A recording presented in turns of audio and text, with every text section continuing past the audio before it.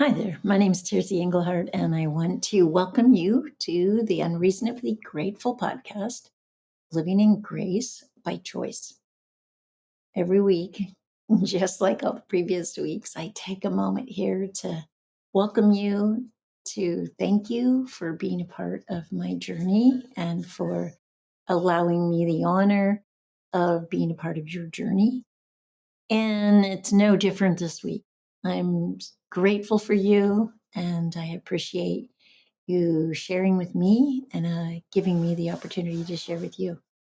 I started this podcast a few years ago now, probably a little over 3, as a way to stay connected and to, share some little tidbits of wisdom that I'd gleaned over what was and is my 38th year of recovery after living an addictive lifestyle for 20 years. And, just the wisdom that I'd gleaned over those years on this journey and just allowing me to share them, knowing that sometimes we can hear things in other people's story that we can't hear any other way. And hearing it, it gives us some insights. It answers perhaps some questions on our quest to rediscover who we are and pick up those broken pieces of our own lives. And, sometimes, yes, I'm speaking to people who are in recovery, so to speak. But the truth is, the older I get, the more I realize we're all recovering. We're all have places in our life where we've kind of missed the mark of love and maybe made some mistakes or chosen from the wrong place or held on too long, or done things that damaged our health and well-being, left relationships in bad shape. I mean, all the things that are sort of typical of uh, people who have dealt with some version of addiction, but they're also oftentimes a part of what we might consider just an average life. So I'm speaking to all of us. You may not you may not relate to yourself being in recovery, but by recovery I mean becoming more of who you were designed to be, recovering those divine qualities as being the ones that guide you and lead you and live in the forefront of your life on a day-to-day basis, moment to moment. All your relationships, the one with yourself and the one with all the people that you come into contact with, and especially with those you call family and loved ones. So, welcome. I'm grateful that you're here, whether you're brand new or you've been with me for a while.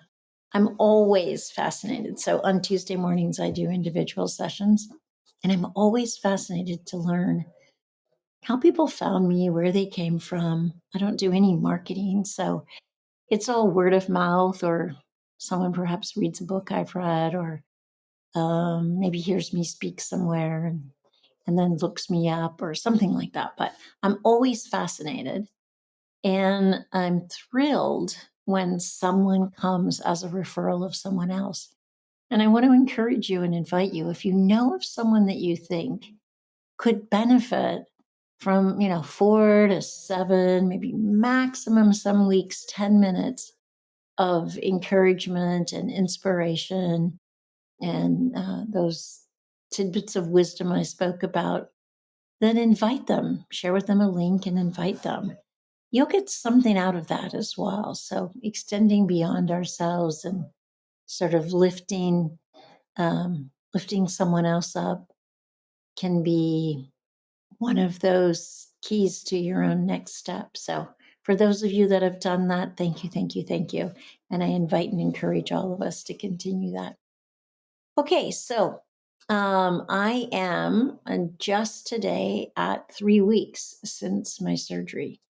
And just as an update, this week I had 20 some sutures taken out, and I was like, oh, I was so grateful because they had started to really bother me, and there was some pain, and it was still almost impossible for me to chew, and all kinds of things. Anyway, that happened, and I was so relieved. And I still continue to live in that space while things aren't perfect in my dental health world. They're so much better than they were because I was dealing with that chronic infection.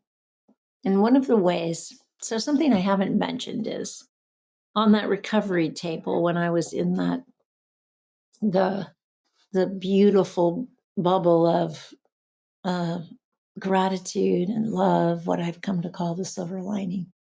I got another download about a book I'd started writing a while ago, and then when I finished my other book, I thought, oh, I don't know, maybe I don't really need to write this book, or maybe it's not really what's next for me.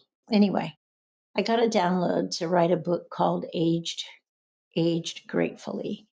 And, since that time when I wrote that first book, I've become really a cheesemaker. It's a pretty full time gig of mine. Today, I just got done doing a cheese tasting at the local natural food market where they sell some of my cheeses and raw yogurt. And and the book is about making cheese and becoming a cheesemaker, but it's also about the continuing journey of our recovering ourselves. Because there's a commonality between the process that it takes to make cheese and the process of reclaiming who we are. So, on a side note, I'm working on that book. And it's been really insightful for me because, again, I think just like in this particular lesson for myself with my surgery, it's it's not as good as if I had a really healthy dental life. But the situation I'm in now is I'm not fighting disease or infection. And whatever it is that I limp along with or um, struggle with in a little is not illness. And for that, I'm really, really grateful. And so I think that's part of what recovery looks like as well. We may struggle with some of the aspects of life, but if we're no longer using or we're no longer pursuing or having our lives run by some kind of addictive habit, you're better off than you were before. So celebrate that. Okay, this particular episode is called The Value of Rest. Now, certainly having gone through this surgery with the anesthesia and the healing, and like I said, I'm 3 weeks into it, I've needed to rest. And I've paid attention to the value of resting. And I recognize in my own life that I often push myself. I mean, I remember as a little kid going to school and holding the need to go to the bathroom until I got home because for whatever reason, I didn't want to go into the school bathroom. Or times in my life when I didn't want to ask for where is the bathroom or where is the restroom, and I would hold it. Or perhaps you push yourself to get one more thing on your to do list done, or you stay up later than you know actually works for you, or you're living on too much caffeine or energy beverages. There's so many ways. You push yourself at work. There's so many ways that we push ourselves and we deprive ourselves of the rest we need. And I would claim that one of the reasons that I healed so well and so quickly is because I took time to rest, whether that meant a nap in the afternoon or recognizing I just don't feel fully here and available and healthy yet. So I took things slower. Or I got back into the habit of going to bed earlier and getting up earlier because that's what really works for me. So there's something about if you're someone who works out, you know that rest days are equally as important as pushing and developing your strength or your muscles. And I want to encourage you, wherever you are in your own journey right now, that you don't consider rest as something that you do only if and when you have time, but it's actually a vital part of your healing process. That it's just as important as the food that you eat or what you watch or listen to. It's just as important as all the things that you're committed to actually finishing or getting done. It's even just as important as practicing who you're being over what you're doing. And so I want to encourage you this week to make sure that you start paying attention to how much and when you need to rest.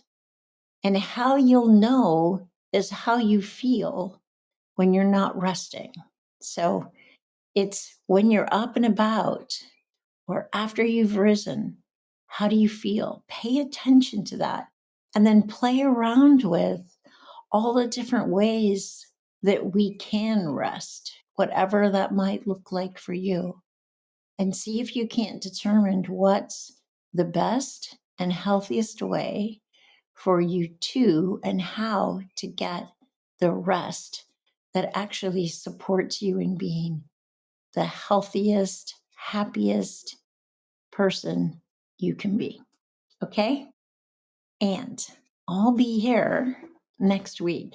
So have a good week getting some great rest.